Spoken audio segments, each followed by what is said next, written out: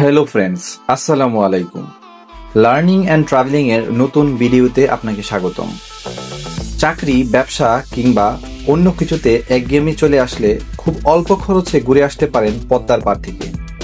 তবে সাবধান, মাওয়াঘাটে রয়েছে অসংখ্য স্ক্যাম।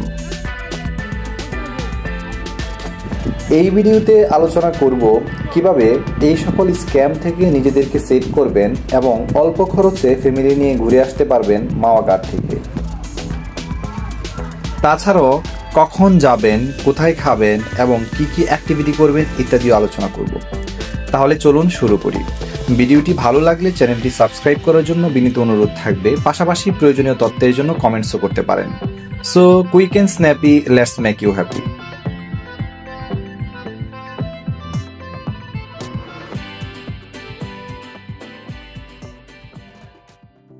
সাম্প্রতিক সময়ে ব্যস্ত নগরীর মানুষকে অল্প সময়ে রিফ্রেশ ও বিনোদন দেওয়ার ক্ষেত্রে মাওয়াঘাট বাংলাদেশের অন্যতম জনপ্রিয় ভ্রমণস্থলে পরিণত হয়েছে। পদ্মা নদীর তীরে অবস্থিত এই ঘাট শুধু পরিবহন সুবিধার জন্যই নয়, ভ্রমণ পিপাসু মানুষের কাছেও সমানভাবে আকর্ষণীয়।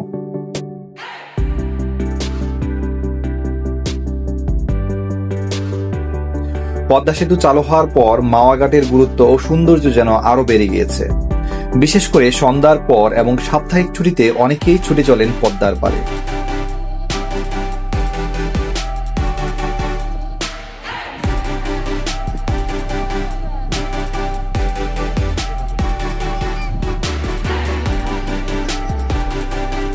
এবং পরবর্তীতে পদ্মাপাড়ের মূল স্ক্যাম নিয়ে কথা বলেছি। শেষে আলোচনা করেছি কিভাবে কম খরচে পরিবার নিয়ে ঘুরে আসবে।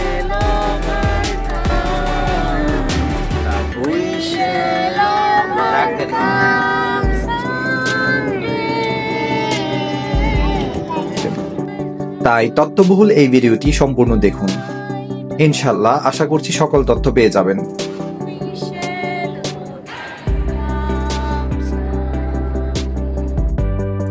প্রাকৃতিক সৌন্দর্য। মাওয়াঘাটের সবচেয়ে বড় আকর্ষণ হলো পদ্মা নদী। নদীর বিশাল জলরাশি, ভেসে চলা নৌকা ও লঞ্চ আর দিগন্ত জোড়া আকাশ ভ্রমণকারীদের মনে অন্যরকম অনুভূতি জাগায়।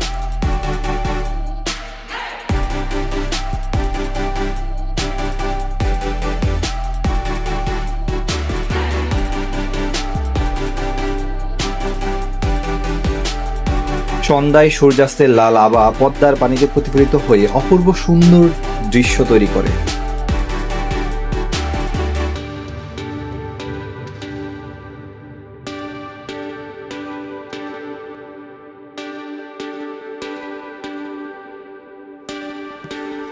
যদিও মানুষজন পদ্মার রাতের সৌন্দর্য উপভোগ করতেই চলে আসে, আপনারা চাইলে বিকেল বিকেলও চলে আসতে পারেন পদ্মার পাড়ে।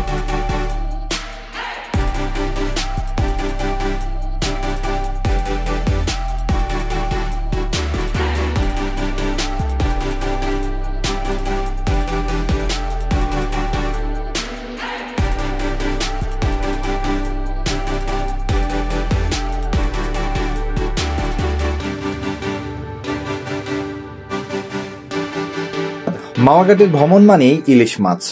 পদ্মার ইলিশ এখানে বিশেষভাবে বিখ্যাত। নাকি এই কাঁকড়ার পিস কত করে? 900 আছে, 1100 আছে। এই কাঁকড়া কত করে ভাই? সাইজের উপর ডিপেন্ড। কাঁকড়া 300 টাকা। এই ভাই আর আসেন না।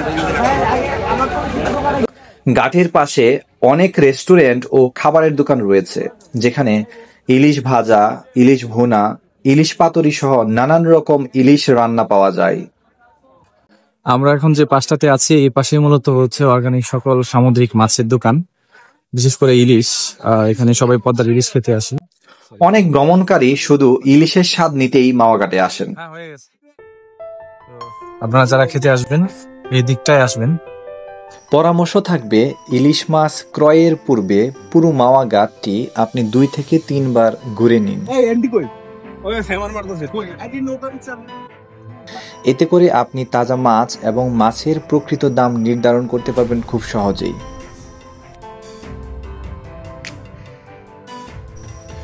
আপনারা বিশ্বাস করবেন কিনা জানি না, আমরা মাছ ক্রয়ের পূর্বে পুরো 45 মিনিট সময় নিয়ে শুধু চারপাশে ঘুরেছিলাম। ভালো মাছ পাওয়ার সন্ধানে।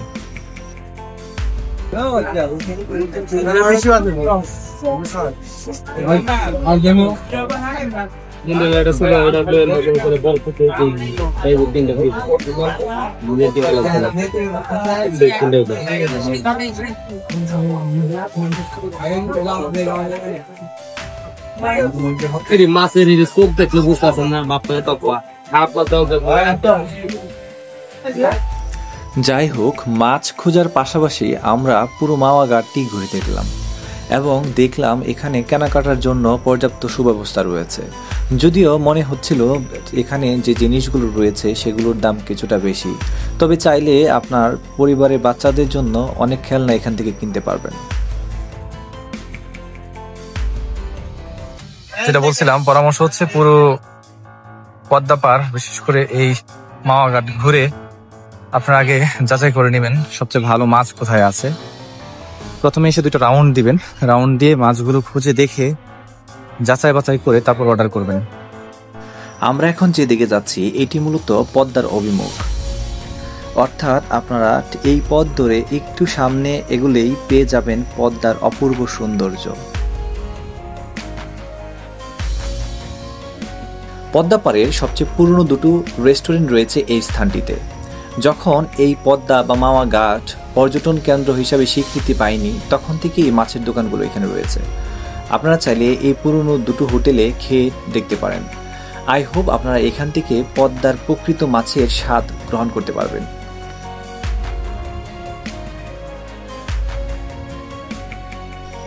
এখন চলুন আপনাদেরকে রাতের পদ্মার সৌন্দর্য দেখিয়ে নিয়ে আসি।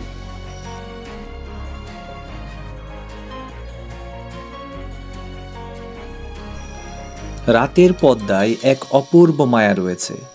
শুনশান পদ্মা নদী, সাথে শীতল বাতাস আপনার মনকে শান্ত করবে, এনে দিবে এক পরম প্রশান্তি।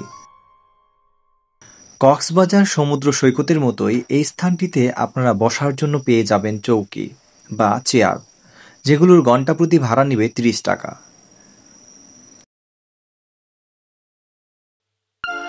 পদ্মাপাড়ের পার্শ্ববর্তী এই স্থানটিতে রয়েছে বেশ কয়েকটি মটকা চায়ের দোকান এবং নানান ধরনের কসমেটিক্সের দোকান। বেশ কিছু দর্শনার্থী এবং ভ্রমণ পিপাসু মানুষজন এই সকল দোকানগুলো ঘুরে ঘুরে তাদের পছন্দের জিনিসগুলো কিনছেন। আমরা সেগুলো অবজার্ভ করেছি এবং দেখেছি, দেখতে বেশ ভালোই লাগছিল। কয়টা পর্যন্ত খোলা থাকবে ভাই? সকাল 6টা। মানুষজন থাকে সারা রাতি কম বেশি।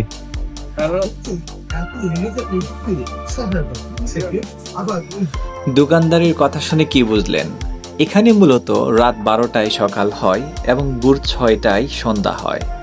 তার মানে হলো ভ্রমণ পিপাসু বা দর্শনার্থীরা মূলত মাঝরাতেই এখানে বেড়াতে আসেন।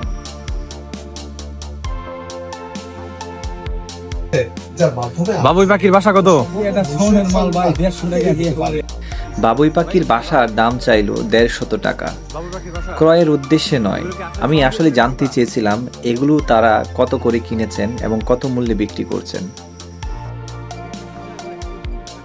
তারপর এই পাশটাতে বেশ খানিকটা সময় ধরে বিভিন্ন দোকান ঘুরে ঘুরে আমরা বাচ্চাদেরকে নিয়ে চলে যাই তাদের কিছু রাইডসের কাছে।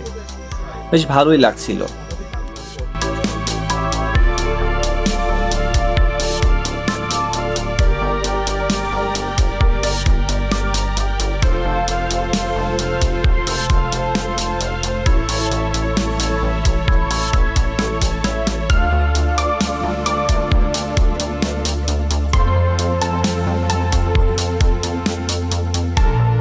পদ্মাপাড়ে শিশুদের অ্যাক্টিভিটি করার জন্য রয়েছে নানান ব্যবস্থা।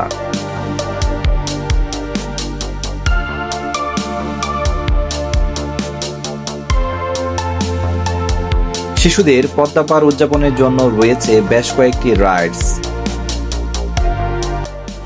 মাওয়াঘাটে প্রবেশ মুখেই হাতের ডান পাশে রয়েছে বেশ কয়েকটি জনপ্রিয় রাইড, যা শিশুদের কাছে অত্যন্ত আগ্রহের এবং আনন্দের।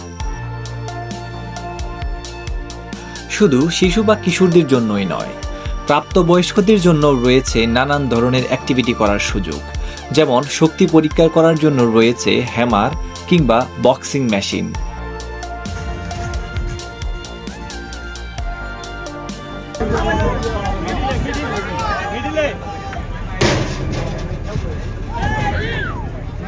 ক্ষেত্র বিশেষে এই সকল অ্যাক্টিভিটি করতে আপনাকে গুনতে হবে টিকিট মূল্য 50 টাকা থেকে শুরু করে 100 টাকা বা তারও অধিক।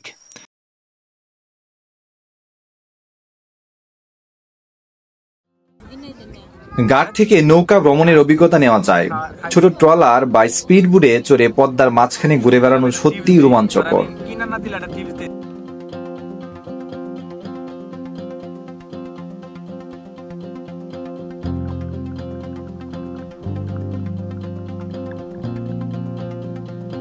মাওয়া ঘাটে পদ্মা সেতু দেখার সুযোগ আছে, তবে মাথায় রাখতে হবে পদ্মা দেখতে গেলে আপনাকে অতিরিক্ত টুল প্রদান করতে হবে। বাহন বেঁধে টুলের পরিমাণ ভিন্ন ভিন্ন হয়। যাওয়ার পূর্বে অবশ্যই সেই টুলের পরিমাণ বিবেচনা করে পদ্মা সেতু দেখতে যাবেন।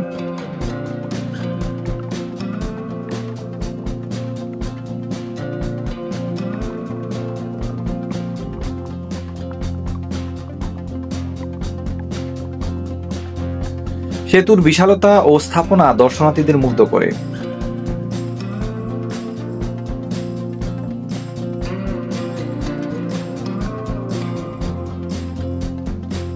স্থানীয় বাজারে পদ্মার তাজা মাছ কেনার সুযোগ রয়েছে।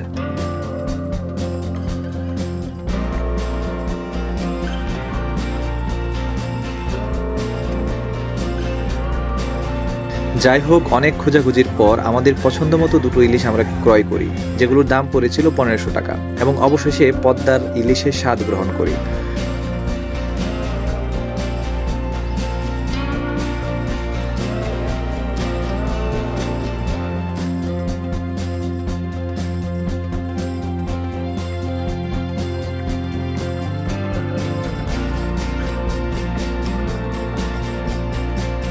শেখ ভাই হচ্ছে আজকে আমাদের প্রধান বাবুর্চি।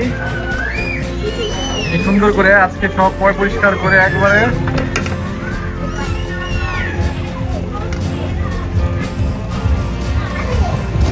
চমৎকার রেসিপি তৈরি করতেছে ব্যাস দিয়ে।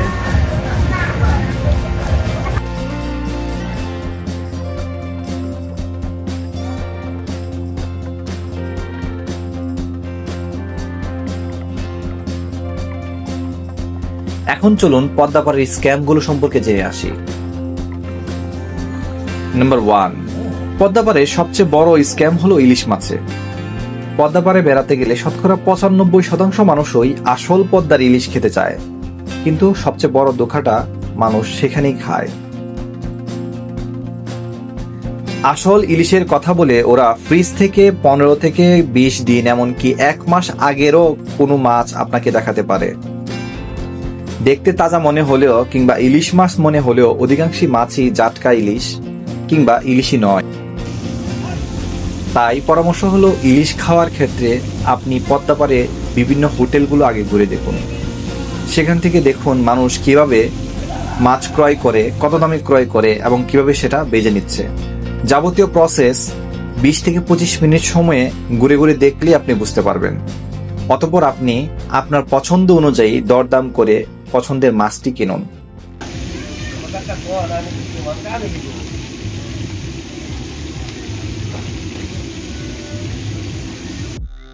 দ্বিতীয় স্ক্যাম হলো, এরা মাছ প্রসেসিং এর সময় বদলে ফেলে।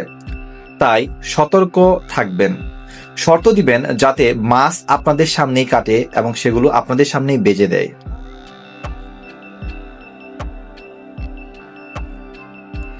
তৃতীয় স্ক্যাম হলো, এরা মাছ ছাড়া অন্য কিছুর দাম বলবে না। পরবর্তীতে দেখবেন 1 পিস বেগুন ভাজির দাম নিচ্ছে 40 টাকা, 1 ডিশ ভাতের দাম নিচ্ছে 120 টাকা, সালাদের দাম নিচ্ছে 150 টাকা। পানির দামও ক্ষেত্র বিশেষে বোতল প্রতি 10 থেকে 15 টাকা বেশি নেয়। তাই খাবারের পূর্বে অবশ্যই সকল কিছুর দর দাম ভালোভাবে জেনে নেবেন, তাহলে অযাচিত খরচের হাত থেকে আপনারা রক্ষা পাবেন। চতুর্থ স্ক্যাম হলো মাছ ভাজা। আপনি যখন মাছ তাদেরকে ক্রয় করে দিবেন, তারা আপনাকে সেই মাছটি পুরো তেলে ভেজে দিতে চাইবে, যেটি স্বাস্থ্যের জন্য খুবই ক্ষতিকর। এই ক্ষেত্রে আপনারা ভালো মানের বোতলজাতকৃত সরিষার তেল কিনে দিতে পারেন। পঞ্চম স্কিম হলো খেলনা বা কসমেটিক্সের অতিরিক্ত দাম। তাই কেনার পূর্বে 3 থেকে 4টি দোকান যাচাই করে তারপর কিনবেন, না হয় আপনাকে অতিরিক্ত দাম দিয়ে কিনতে হবে।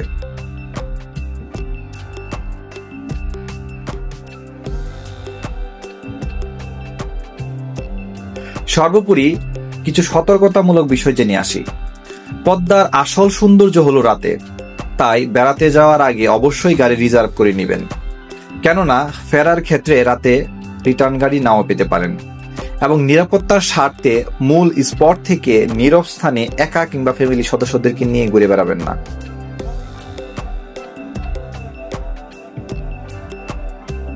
যাতায়াত ব্যবস্থা সম্পর্কে কিছু গুরুত্বপূর্ণ তথ্য চলুন জেনে আসি। ঢাকা থেকে মাওয়া ঘাটে যাওয়া খুবই সহজ। গাবতলী, সায়দাবাদ বা গুলিস্তান থেকে বাসে সরাসরি যাওয়া যায়। প্রায় 1.5 থেকে 2 ঘন্টার মধ্যেই ঘাটে পৌঁছানো যায়। ব্যক্তিগত গাড়ি বা বাইকেও অনেকেই ভ্রমণ করতে চান, তবে বেশি রাত পর্যন্ত থাকলে গাড়ি রিজার্ভ করে নেবেন, এটাই আপনার জন্য নিরাপদ এবং আরামদায়ক হবে।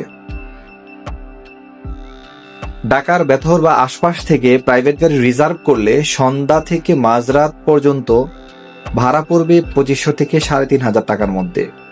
কিছু ক্ষেত্রে ড্রাইভাররা বেশিও চাইতে পারে, দরদাম করলেই এই রেটের মধ্যে গাড়ি পেয়ে যাবেন। তাছাড়াও খরচের সামারি স্ক্রিনে দেখে নিন। আজ এখানেই শেষ করছি। ভিডিওটি কেমন লাগলো অবশ্যই কমেন্টসে জানাবেন। তাছাড়াও প্রয়োজনীয় তথ্যের জন্য কমেন্টস করতে পারেন এবং কথা দিচ্ছি সকল প্রশ্নেরই উত্তর পাবেন। তো আজ এখানেই শেষ করছি। সবাই ভালো থাকুন, সুস্থ থাকুন, দেখা হবে পরবর্তী ভিডিওতে। So keep exploring and learning. The journey never ends. So see you soon in another new videos. Allah Hafiz. Bye bye.